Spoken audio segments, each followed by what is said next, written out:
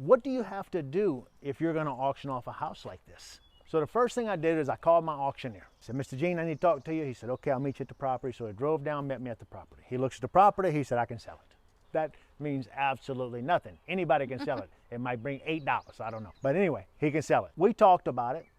He didn't really need me to do anything to the property. He needed me to just clean it up a little bit, mow some grass. That's what he asked me to do. I didn't have to do that. I did that because I wanted it to show a little bit better so that when people look at the property, people see not more than what's here, but they see more of what they could see if everything was just growed up like it was, because it was all growed up behind the house. So we cleaned that up to make it present better. The next thing he did, I signed a contract, so he sends it off to his attorney.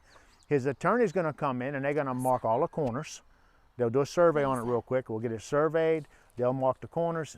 And now when somebody comes to bid on it, they know exactly where the property lines of this property are. Next thing he's gonna do is he's gonna verify that it has a clean title.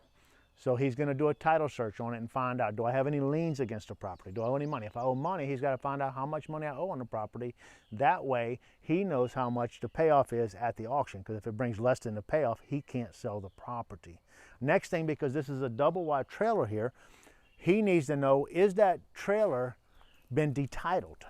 Because if the trailer still has a title on it, then it isn't owned by this piece of land. When they detitle it, it becomes part of this land and somebody can't take it and move it somewhere else. This particular trailer has not been detitled. We go in, it's got new cabinets in it from somebody had replaced those. It's got all concrete right here. The VIN number on the frame is behind this concrete. So I'd have to jackhammer the concrete up to get to it. I don't have that information. The electrical panel doesn't display the VIN number. There was a VIN number, but it's been painted over. Then there was one by the water heater. It's been painted over. There was one in the cabinets before the cabinets got torn out. It's gone. So all of the VIN numbers are gone. I don't know the VIN number of this trailer.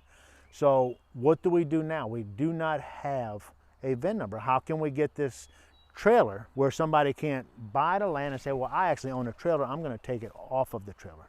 So what I'm going to do is I'm going to do a bonded title. So my insurance company will come in, they will give me a bonded title. I will pay for somebody to come in and give us just approval that there is no lien on it. Nobody owns the trailer except this piece of land, and they will bond that. I'll pay some money, and if it ever comes up and somebody makes a claim on it and they lose it, then the insurance company will be responsible for it. So it will be a bonded title. That's another thing that's going to happen with this particular trailer. They'll have to do a bonded title on it because we can't find a VIN number on it.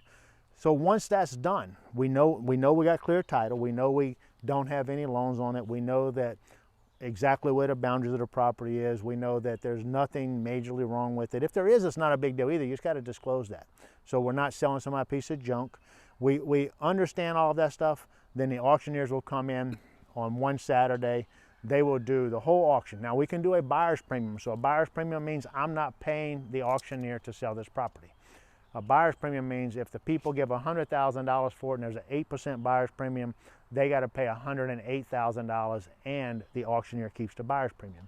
Buyer's premiums to me sometimes hinder the sale of a piece of property. I don't like to buy with a buyer's premium. I think the seller ought to pay for that. So because that's my opinion, as I'm selling this particular home through an auction, I will sell it with me paying the realtor not a buyer's premium, because I don't want that to go on to the person that buys the property. I want them to come in, I'm buying the property for this amount of money. There's no hidden anything. This is what they're buying for. So they'll come in on Saturday, 4 weeks from now. They will set up a trailer right here. They will go explain everything to everybody. They'll run some ads in the newspaper, on Facebook, and different places. They'll reach out and they will spend, I'm gonna spend $3,000 of advertising myself. So I'm gonna drop $3,000 in advertising, and then any more than that $3,000, the auctioneer will pick that up, and I won't pay for that. He will pick it up, and that will be part of his fee that I pay him. And I think we pay him 8% to sell the house. So he'll get that 8% regardless. Then once they come in, they'll auction it off. When they get the buyer will be required to pay 20% down the day of the sales. So if it's $100,000, they will have to write the auctioneer a check for $20,000. That $20,000 is non-refundable.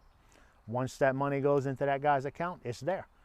If they back out of that deal, what I got to do is I got to pay the auctioneer a certain amount of money, and then I get the rest of the money, then we resell it again. So that's just the way it is. Now, once they come in and they put the 20% down, then we're going to close it in 25 days. So we are only giving them 25 days to close it. So we're really looking for people that's going to buy with cash for the most part. But they'll have 25 days to do all their due diligence and go ahead and close this deal. And that's pretty much the way the auctions work. If you got any questions about that, please just make some comments in the bottom of the video. We'll get you some answers. But it's pretty cut and dry. It's simple. You know 30 days from now, 45 days from now, that property is gone and you don't have to worry about anything. And that is the biggest thing about trying to auction something off. You just don't want to be bothered with it. You just want to get it going. I don't want to clean it. Let's say it was a dump. I don't want to clean it up. You don't have to clean it up. I don't want to do nothing. I just want to sell it. You can sell it. You don't have to do anything, or you can do as much as you want. I would advise you to do a little bit of extra stuff to it, a little bit of stuff to it to get you a better money. If this trailer was full of junk all throughout the whole building, it would not show as well. It would not bring near the amount of money. So we're wanting to bring as much as we can bring. I'd like to bring pretty close to retail, and I think I will. I think it'll bring pretty close to what I bring if I sold it through a regular realtor.